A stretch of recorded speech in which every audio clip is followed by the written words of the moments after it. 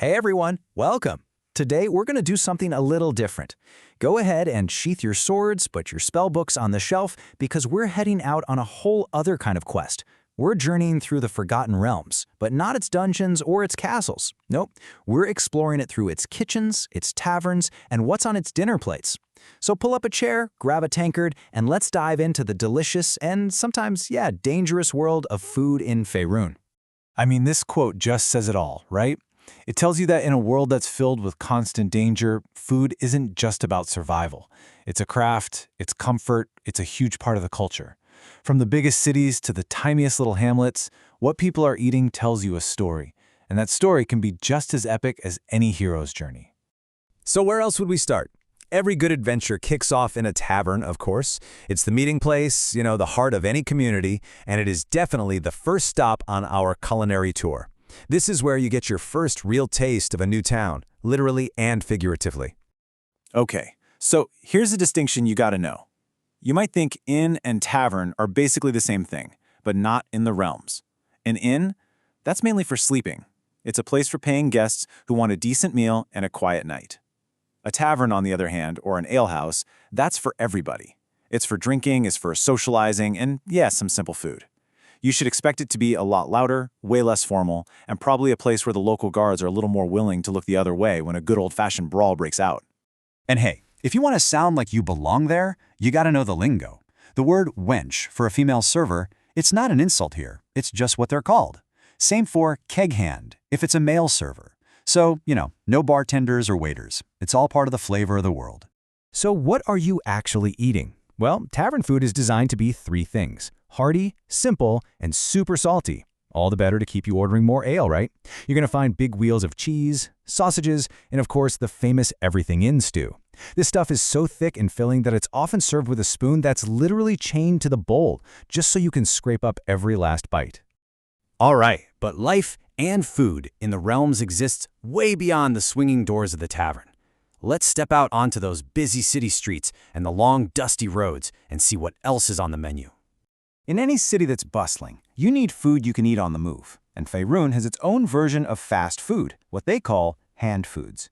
You can grab a hot, savory meat pie, a pouch of salted roasted seeds, or a talith, which is basically a baked cracker sandwich. And, for the more adventurous out there, you might even find some flash-fried tavern crickets, a crunchy, protein-filled snack. Now let's look at the complete opposite end of the spectrum. Not everyone's eaten stew from a chained spoon. In a huge city like Baldur's Gate, you've got places like the Harbreeze Bakery.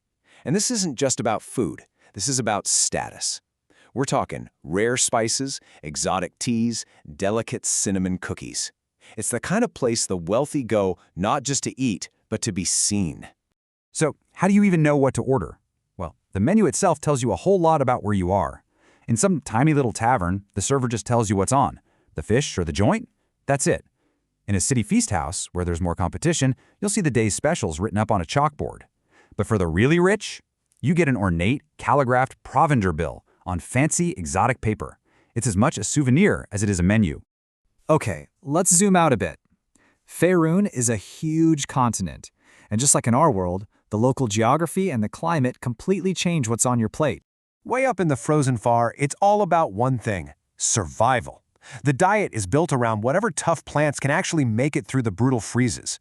But don't think that means it's bland. An adventurer up there might find chewy tharberries, super sweet ladenberries, or these things called blood drops, which, get this, taste just like cooked onions. A bit further south, around the inner sea, the diet is really rich with hunted game and fresh fish from the sea. And here, the undisputed king of street food is the bearinth, a hot, golden brown meat pie swimming in a peppery gravy. It's an absolute staple. And here's where it gets interesting with the bearinth. A proper one is made with a mix of smoked beef, goat, and pork. But like any popular street food, it's got a dark side. There are always these rumors, whispers that, dogs, or maybe even people, go missing, only to end up in one of these pies.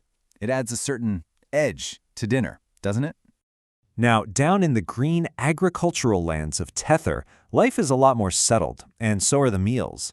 They have a really structured day for eating, a big morning feast, which is usually leftovers, a late afternoon snack called a run sun, maybe a small savory pie, and then a long, big, even feast after all the work is done, which could be a hearty stew or maybe some fish kebabs. Okay, now for the part of the tour that I've really been looking forward to. We've seen what humans eat, but what about everyone else? How do the other folks of Faerûn dine? This is where food stops being just food and becomes a window right into a culture's entire philosophy. So let's imagine we're looking at a few different menus. What would you actually find on the table in an elven grove or a dwarven feasting hall, or tucked away in a cozy halfling burrow? Elven food, as you might guess, is light, fresh, and incredibly refined, which just reflects their deep connection to nature. A lot of elves are vegetarian. They love raw ingredients, delicate fruits, and these really unique cold soups made from things like forest bark or even snakes. It's all about celebrating the pure natural flavors, and it's almost always paired with a really good dry wine. And then you've got the dwarves, and their food is the exact opposite. It is hearty, it's heavy, and it is so salty. We're talking overdone roasts, mushrooms that only grow in deep caves, all of it just swimming in a gravy that's been simmering in a pot for who knows how long. And what's in that gravy? Well, orc blood is considered a perfectly fine ingredient. It's rugged, practical food from a culture that cares more about preservation than presentation. This is food meant to last on a long journey underground, all washed down with truly staggering amounts of ale. And finally, we have the halflings. For them, it is all about comfort.